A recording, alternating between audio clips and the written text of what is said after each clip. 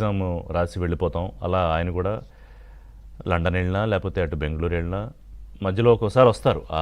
పెద్ద ఇష్యూకి ఏం సంబంధం ఉండదు, వారికి గుర్తొచ్చినప్పుడు వస్తారు. జగన్మోహన్ రెడ్డి ఆంధ్రప్రదేశ్ మాజీ ముఖ్యమంత్రి, వైసీపీ అధినేత తాజాగా మళ్ళీ మీడియా ముందుకు వచ్చి ఆయన చాలా అంశాలు మాట్లాడారు. అందులో ఏది రాష్ట్ర ప్రజల కోసమో లేకపోతే పార్టీ ఏం చేస్తుందనో లేకపోతే ప్రభుత్వ సమస్యలు పలానా ఉన్నాయి దానికి ఇవి సొల్యూషన్స్ అనో అవేం చెప్పలేదు. ఆయన ప్రధానంగా మాట్లాడిన 3 అంశాలు ఏంటంటే, ఒకటి ఆంధ్రప్రదేశ్కి విశాఖకు వచ్చిన గూగుల్ డేటా సెంటర్ గురించి మాట్లాడారు.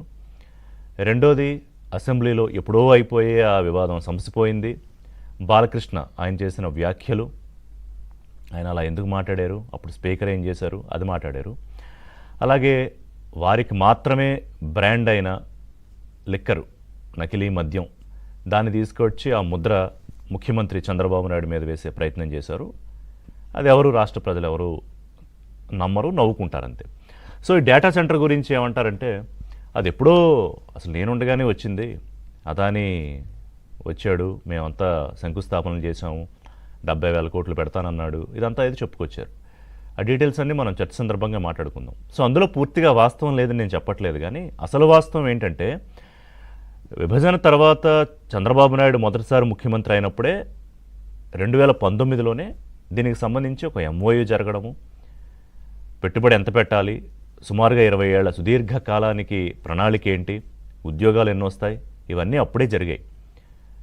ఆ తర్వాత ఎన్నికలు రావడము, ప్రభుత్వం మారడము, దాన్ని మళ్ళీ జగన్మోహన్ రెడ్డి గారు నువ్వు 20 ఏళ్ళకి 25 ఏళ్ళకి వద్దు, నాకు క్రిస్ప్గా చెప్పు, 3 ఏళ్ళు 4 ఏళ్ళ టైంలో ఏం చేస్తావు, ఎంత పెడతావు, ఎలా వస్తుందని ఆయనతో మళ్ళీ దాన్ని అప్పుడంతా ఆయన రివర్స్ ఇంజనీరింగ్ మెకానిజం ఫాలో అయ్యారు కదా జగన్మోహన్ రెడ్డి గారు, దానిలో భాగంగానే ఇది కూడా చేశారు. మరి నువ్వెందుకు చెప్పావు నా పేరంటే, మరి మీరు చెప్పారా? పైగా ఆయన మాట్లాడిన దాంట్లో చంద్రబాబు నాయుడు సుందరవదనం చూసి, విచ్ ఈజ్ వెరీ అబ్జెక్టబుల్. ఇప్పుడు పొలిటికల్గా విమర్శలు చేస్తే చేయొచ్చు, కానీ ఆయన ఎప్పుడూ చంద్రబాబు నాయుడు అందం గురించో లేకపోతే ఆయన ఇది గురించో లేకపోతే ఆయన బ్రతకడం చావడం గురించో ఇలా ప్రతిసారి మాట్లాడతారు. అది కరెక్ట్ కాదు. సో ఆయన మొహం చూసి వచ్చిందంటే, లేదు మరి జగన్మోహన్ రెడ్డి గారు మొహం చూసి వచ్చిందా గూగుల్? సుందర్ పిచాయ్ కూడా చెప్పలేదు కదా ఎక్కడ. సుందర్ పిచాయ్ చాలా క్లియర్గా ఏం చెప్పారంటే, ఆంధ్రప్రదేశ్ ప్రభుత్వం మాతో సంప్రదింపులు జరిపిన తర్వాత, నేను ప్రధానమంత్రి గారితో మాట్లాడిన తర్వాత మేము విశాఖపట్నాన్ని ఎంచుకున్నాము, అది ఎంత పెద్ద ప్రాజెక్టు, దాని నుంచి సీ కేబులింగ్ ఏంటి, డేటా సెంటర్ ఏంటి, ఏ హబ్ ఏంటి అని చాలా స్పష్టంగా చెప్పారు.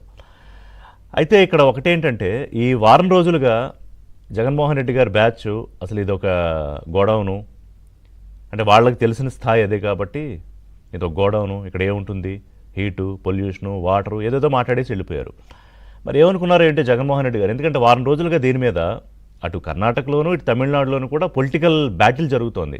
ఎందుకని, మన రాష్ట్రానికి కాకుండా ఏపీకి వెళ్ళిపోయింది ఏంటి, ఎలా మిస్ అయ్యాము అని చెప్పి అపోజిషన్స్ అసలు ఆడుకుంటున్నాయి ప్రభుత్వాన్ని. సో ఇప్పుడు దీన్ని కరెక్ట్ కాదు అంటే మరి ఏమవుతుందో అనుకున్నారో ఏంటో, కానీ లేదు మేమేం వ్యతిరేకించట్లేదు, ఒక ఎకోసిస్టమ్ డెవలప్ అవుతుంది, కానీ పెద్దగా ఉద్యోగాలు ఏం రావు అన్నారు. అంటే ఏదో చిన్న మెలిక ఓ మాట అనాలి కాబట్టి, బట్ రియాలిటీ ఆయనకు కూడా తెలుసు, లేకపోతే అప్పుడు అదానితో ఆయన ఎందుకు మాట్లాడతారు. సో డీటెయిల్స్ చర్చలో భాగంగా మాట్లాడుకుందాం. సో ఇక బాలకృష్ణ వ్యవహారంలో అసెంబ్లీలో బాలకృష్ణ ఏం మాట్లాడారు, అది కరెక్ట్ కాదు, ఇవన్నీ మనం మాట్లాడేసుకున్నాం. దానికి ఫుల్ స్టాప్ కూడా పడిపోయింది. మళ్ళీ ఈయన గుర్తొచ్చినప్పుడు మాట్లాడాలి కాబట్టి, బాలకృష్ణ తాగి అసెంబ్లీకి వచ్చాడని ఆయన ఇష్టం వచ్చినట్టు మాట్లాడారు, అసందర్భంగా మాట్లాడారు, స్పీకర్ ఎలా మాట్లాడినిచ్చారు, స్పీకర్కి బుద్ధి లేదా అన్నారు. అంటే గౌరవ స్పీకర్ స్థానంలో కూర్చున్న డిప్యూటీ స్పీకర్ రఘురామరాజును ఉద్దేశించి ఆయన మాట్లాడిన మాటలు బుద్ధి లేదా అని. మరి దీని మీద ఏమన్నా చర్యలు ఉంటాయా, అసలు ఉండవా, మాట్లాడదాం. మరి స్పీకర్ ఏమైనా నిర్ణయం తీసుకుంటారా, అసలు రూలింగ్ ఏంటి, ఒక ఎమ్మెల్యే అలా అనొచ్చా, ఆయనకి తెలియదా సభా మర్యాదలు? అసెంబ్లీకి రాకపోతే మాత్రం ఆయన మాజీ ముఖ్యమంత్రిగా చేశారు, గతంలో సభానాయకుడు ఆయన తెలుసు కదా ఏం మాట్లాడచ్చు ఏం మాట్లాడకూడదు అని. అదొక అంశం. ఇక నకిలీ మద్యం వ్యవహారం, ఈ తాగొచ్చాడు అనడంలో కూడా ఆయనకి ఎప్పుడు మైండ్లో ఏం తిరుగుతుందంటే, ఈ మద్యము, liquor mafia, scam, liquor mafia అనే పదం ఆయనే వాడారు, నేను వాళ్ళ ఆయనే లిక్కర్ మాఫియా అన్నారు. ఎందుకంటే 5 ఏళ్ళు చేసి అది అలవాటు అయిపోయిందో మరి ఏంటో, కానీ ఇప్పుడు ఈ లిక్కర్ వ్యవహారం తీసుకెళ్ళి, నేను ఇంతకుముందు చెప్పాను అనేక సందర్భాల్లో, ఆ బాటిల్ తీసుకెళ్ళి చంద్రబాబు నాయుడు చేతిలో పెట్టే ప్రయత్నం చేశారు. ఇప్పుడు కూడా నకిలీ మద్యం బ్రాండు మళ్ళీ ముఖ్యమంత్రికి వెయ్యాలి ఆ స్టాంప్ అని చూస్తున్నారు. అక్కడ అది కుదరలేదు, ఇక్కడ ఇది కుదరదు. ఇప్పుడు ఇవాళ తాజాగా వాళ్ళందరూ రిమాండ్లో ఉన్న వాళ్ళందరూ బెయిల్ పిటిషన్లు కోర్టు ముందుకు వస్తే కుదరదని చెప్పింది గౌరవ న్యాయస్థానం. జైలే సరైందని చెప్పింది, బెయిల్స్ రాలేదు ఎవరికి. సో ఆ మద్యం అనేది మీ బ్రాండ్ అయితే దాన్ని ఇంకొకరికి ఎందుకు రుద్దుతున్నారు? మళ్ళీ ప్రజల ఆరోగ్యం గురించి మాట్లాడుతున్నారు ఆయన, విచిత్రమైన వ్యవహారం.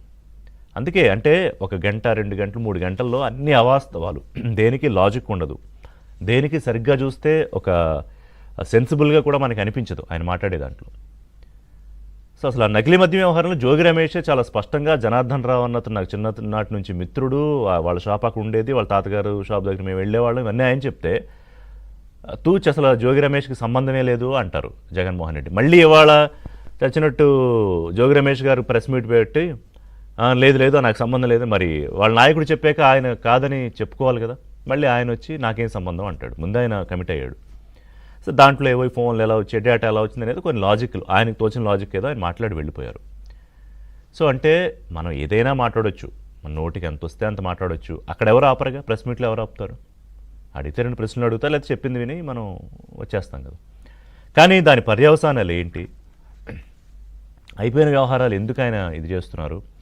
స్పీకర్ని ఏది పడితే అది అనొచ్చా? నకిలీ మద్యం వ్యవహారంలో సిట్టు తేల్చట్లేదా వాస్తవాలు? ఆల్రెడీ లిక్కర్ మాఫియాలో తేలుతున్నాయి, ఇందులో కూడా తేలుతున్నాయి కదా.